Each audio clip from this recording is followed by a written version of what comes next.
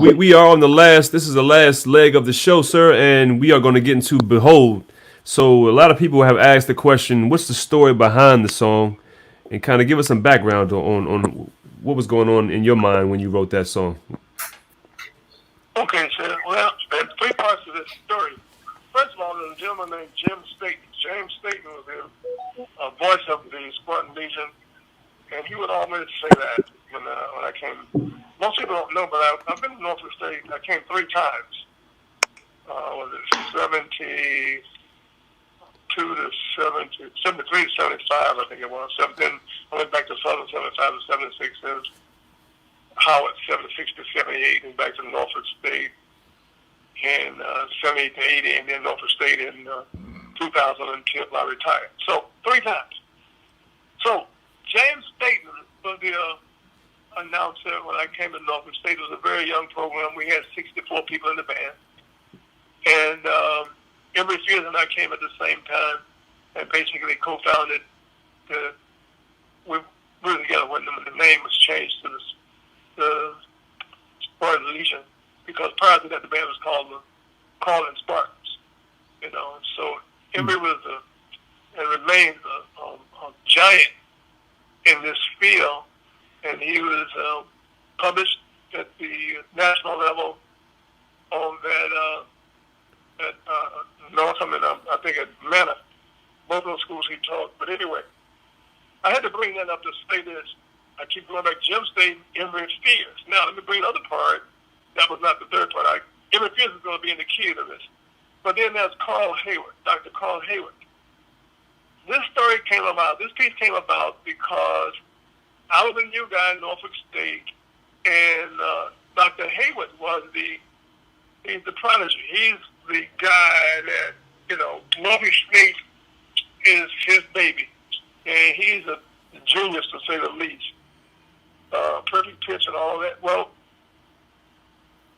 Carl Hayward went to USC. I went to Southern University.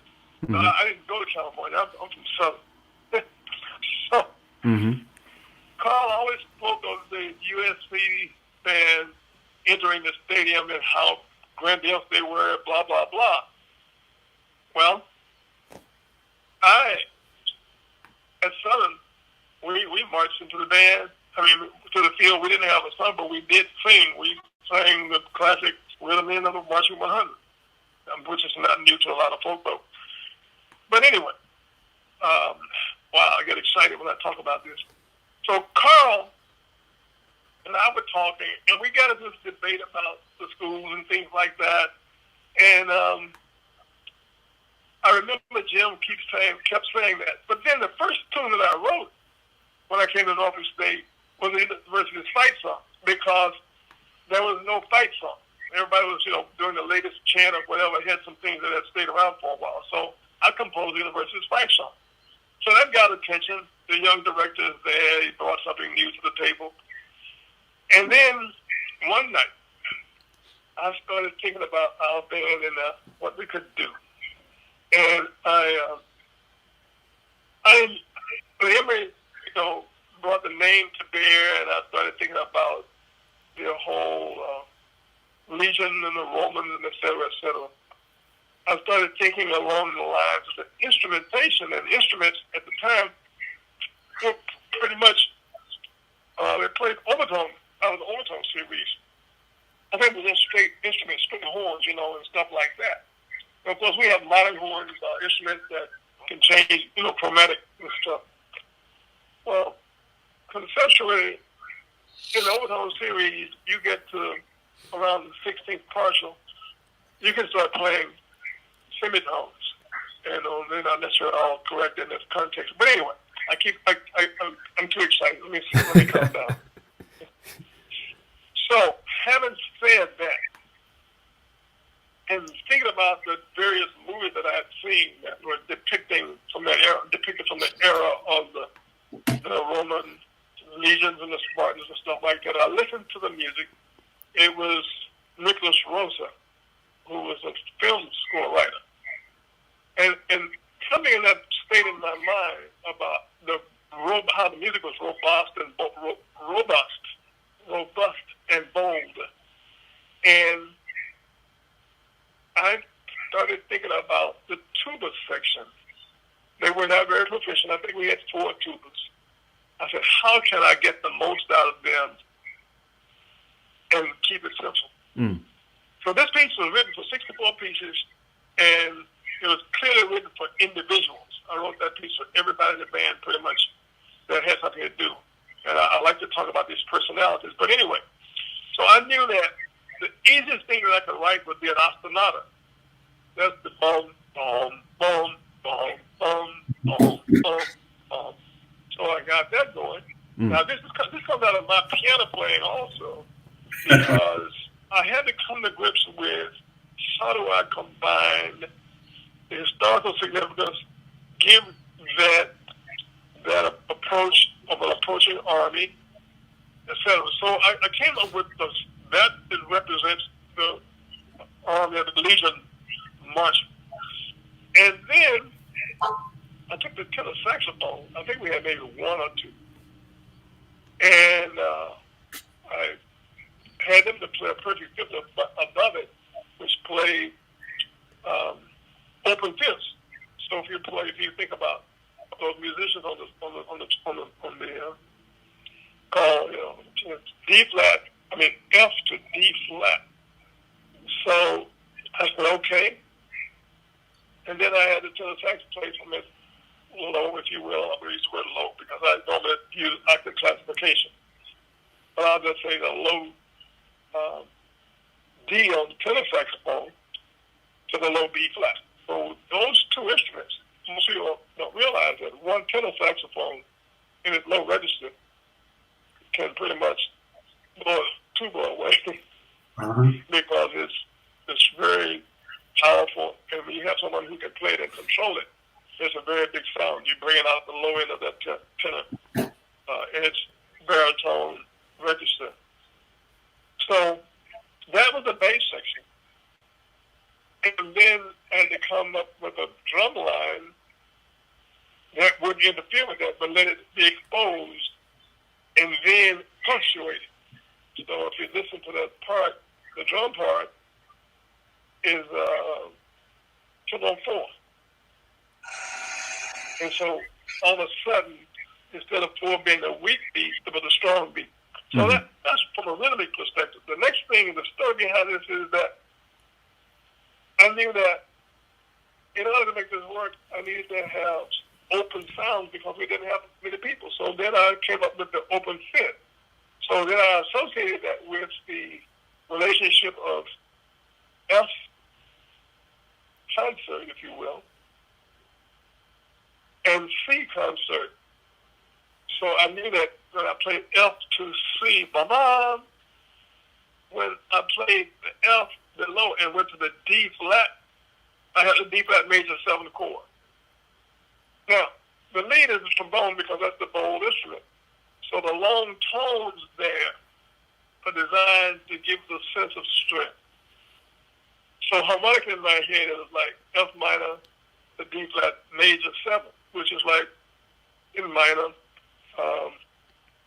1 to flat 6. By the way, this tune is F harmonic minor. I did on C, but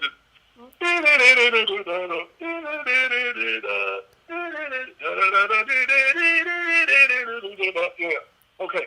So F harmonic minor, it fluctuates between the pure and the harmonic. So when you play those pieces, you literally can play this tune with percussion section, a bass, a tenor, if you will, and a trombone, and 1 trumpet. So the idea behind the melody is very simple because I had maybe, I want to say maybe 4 trombones at the time. 4? And then the story continues from the perspective that this thing is evolving. Now, I started writing this tune about 3 o'clock in the morning. I was in the band room, and I was on the piano. It would not let me sleep. And so I said, okay, I'm going to feature the trombone. But I got to make sure that when the trumpets come in, So basically, the tone is nothing but a group of primary melody, and then the augmentation, the diminution, if you will, of that theme. The ba ba ba dee da da, behold the green and gold. Then the trumpets come in, and behold the green and gold, behold the green and gold. But the trumpets are playing in quartal harmony and not tertial harmony. Okay, so you had to go. They have a trio in quartal harmony, and so it comes out of the blue, and it doesn't fit the harmony based on what people want to hear. So that is the essence of that tune. But the beginning is designed to create the suspense. That's why the tremolo and the woodwinds. So when I go back to colors, the whole idea, I knew the tune was going to be bold the way I wanted to hear it, but I needed those listeners to hear our woodwinds. So again, we didn't have strong players. I said, what can I write for them? A trill. Make it long and trill, make certain people hear them first. All of those guys trill. And then the few trumpets I had, I did a trill with the trumpet, but it wasn't a trill. It was like a concert C, if you will, a D on the trumpet and B flat trumpet. All they're doing is literally holding the first valve down, and they are playing the third valve, which is the same pitch, which gives it a little flutter, which causes the D, if you will, that concert C in the overtone series, B flat overtone series, that's the fifth partial. But when they press the third valve, it becomes a sixth partial in the G overtone series on the trumpet, or if you will, F concert, on the A flat concert. So that gives a sense of flutter, even though it's not. Okay, and for those people who could flutter, I let them flutter. But the idea was to reinforce the woodwinds that we had, the few clarinets and saxophones. So when I looked at that, I said, okay, the basses, I can get out of the basses. I can make certain that the woodwinds are heard by putting them first. And then in the body of the piece, I will utilize it in a different way, but at least give them a chance to be heard. But then I said, how? Feature the percussionist. So I brought the percussion to the front, so that will be the first tone because they were going to be dealing with ostinato. Okay, so you got to get it on. Bum, bum, bum, bum, bum, bum. That's the original opening. And then I'll get to the end and I'll tell you one more part. So in the first ending, the piece goes from a triple meter to a triple meter for one measure. So it is basically in 6/8. But I wrote it as a 4, but I taught it in 6/8. But when you get to the first ending, I wrote this piece, this line for a young man named Leon Smith. And he was a baritone player. I said, I got to give Leon something to do. So I wrote it. You go, yeah, da da da da da da da da da da da. Yeah, da da da da da da da da da da. So he decorated that. I wrote that for him. And all the trumpets, I had 4 trumpets, right? Each one of those guys wrote those parts for them. That's that. And then at the end, it seems like it releases because it does. We finally resolved it to 1-5-1-5-1, and we go to a Picardy third, which is a major chord at the end, and then you do the Picardy third, and then everybody closes in unison. But that's the original piece. This is the last part. When O'Neill Sanford became the director of bands at Norfolk State, he and I have been together since undergraduate school. We're best friends. And I was flying up to Norfolk to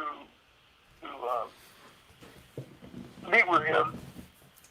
And on the plane, these bags they give you, some regurgitation in case you get sick, air sick. Mm-hmm. Well, this idea hit me, and I took the bag out, and I wrote what we call the overture to Behold on the flight. There it goes, bum bum, bum bum bum, and that's a dedication to my dear theory teacher with his elementary 4. His name was Walter Craig, Dr. Walter Craig. You know, that was in music we call that the devil principle. That's what I learned it as. And it's not a perfect fit. So it's an echo, you know, we do cascading, not cascading, but okay. It inverts itself.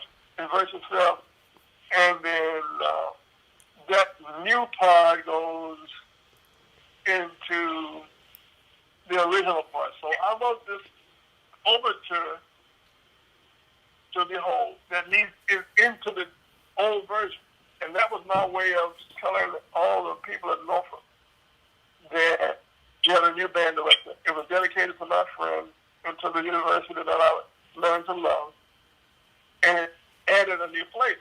Mm-hmm. So the reason that I brought that to the fore is because when alums came back the first few years and everybody would say Behold, and the new band would be playing this new part, the alums would be lost. Like, what is this? And then we would finally get to the other parts. So that you could tell by them asking, what is this, that they were, what, old heads. So that's the dividing line. There's more to it, but that's that story in a nutshell. There's much more to it, but that's a synopsis. And I have to credit Jim Staten, Carl Hayward, and the fact that it was an opportunity for me to write another piece from Orchestration being such a new school that would set them apart from everybody else. Now, and it was depict who we are. That's how we got Behold the Green and Gold. Right. Okay. Now, what year was this penned? What year was this? I want to say 1978. 1978. Go back and look at my score. 70. I went there. I came to Norfolk State in 1972. No, 72 to 74. And I came back in 76 and 78. It may have been 76 to 78. I was at Howard in 80. I really can't remember. I have it in a safe. Okay. I'm gonna pick your brain on that. I'm gonna pick your brain on that when we have our one-on-one interview. I'm definitely gonna ask you more about that. So let's go ahead and get it. Let's go ahead and get into it, Mr. Adams. Behold, this is Norfolk State. Behold from 2009. Okay, sir. All right, here we go.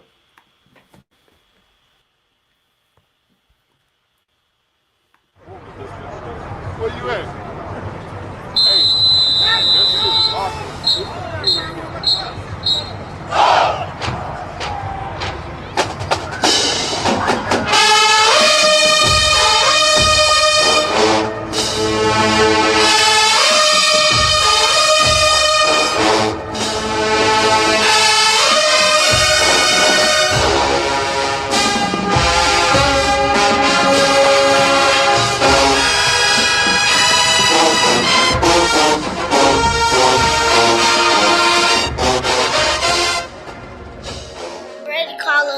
Time to go watch some marching bands. Marching up and down the field. Battle head to head, who takes the crown?